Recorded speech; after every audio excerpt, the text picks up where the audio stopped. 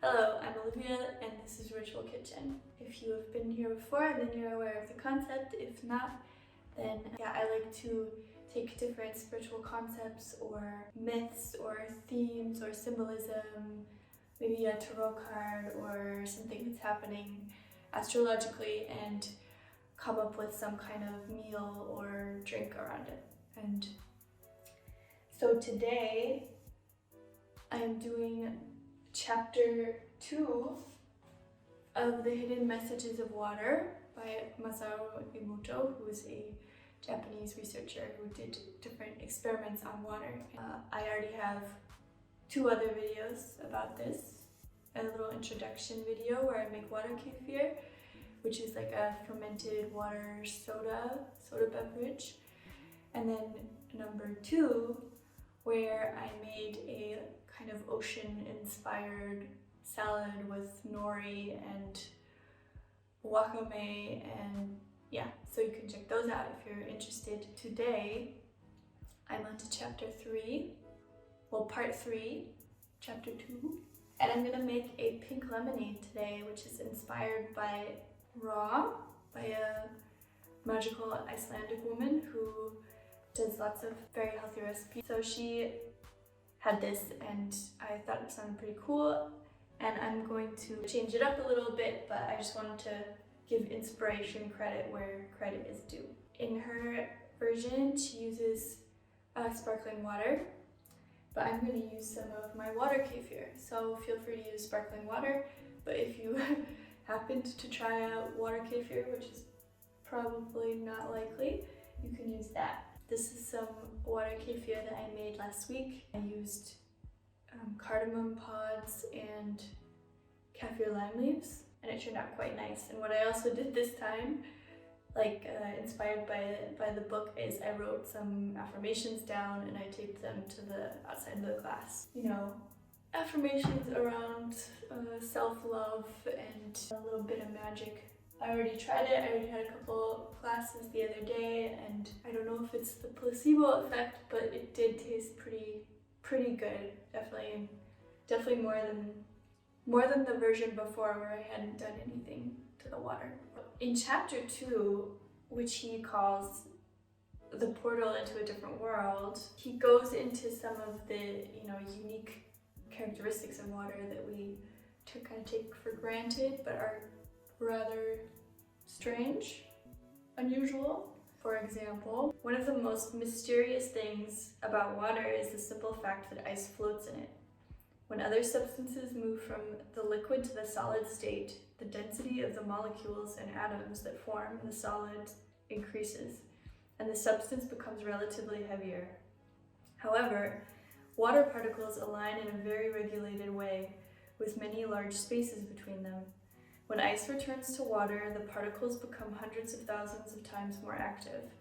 As the particles become more active, the spaces fill in, making the liquid form of water denser and heavier than the solid form. Yeah, frozen water. I was just walking on the canals here in Berlin a couple weeks ago. Didn't really give it much thought. But this is basically magical because it guarantees that all of the life that is going on below the surface of the water can survive, in winter or whatever time it is.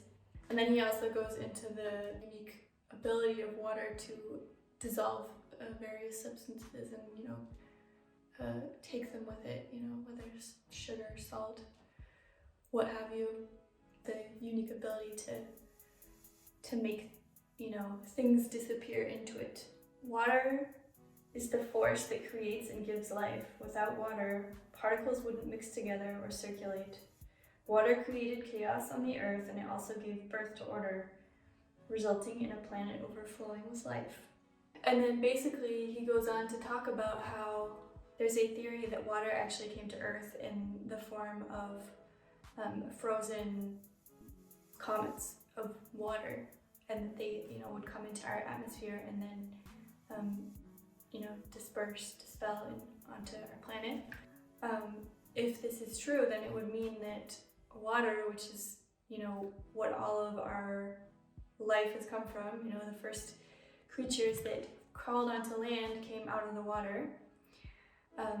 If this theory is true, it would mean that, yeah, basically everything on our planet came from somewhere else via these water comets.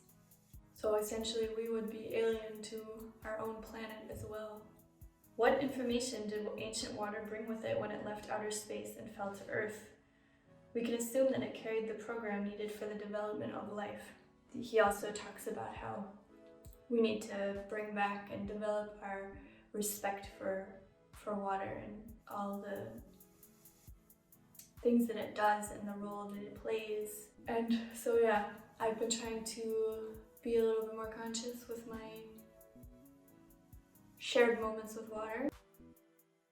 For anyone not familiar, this is what the water kefir looks like. Bacteria, yeast grains in the bottom.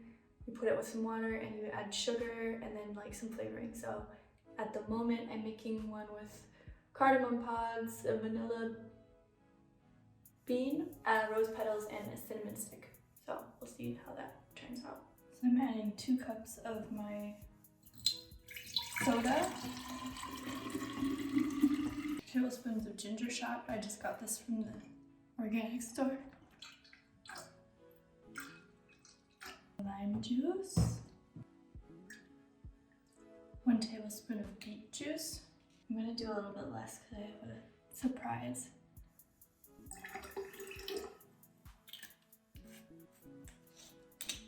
Bit of maple syrup. I'm gonna also add a passion fruit. Passion fruits are one of my favoriteest things ever.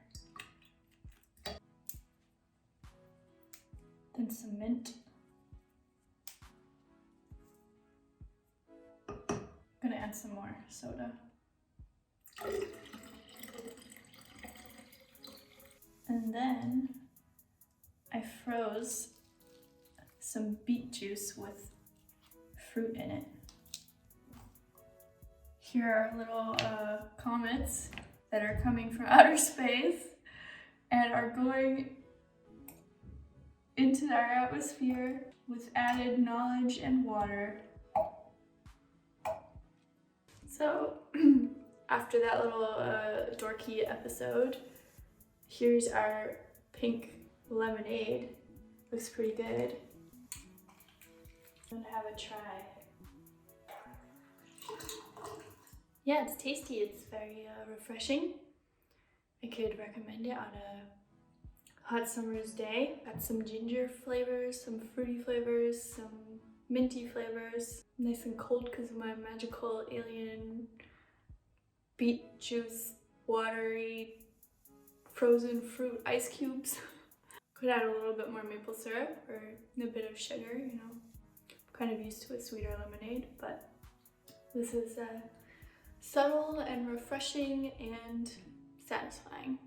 Yeah, so if you enjoyed this little video with a couple of nice watery information tidbits and a tasty lemonade that you can make really quickly for, you know, guests or just as some tender loving care for yourself, then please like and subscribe, send to a friend, give me feedback, tell me if it was tasty, make a suggestion of what you would add. I am all ears and eyes. Yeah, so see you next time, and thank you for watching.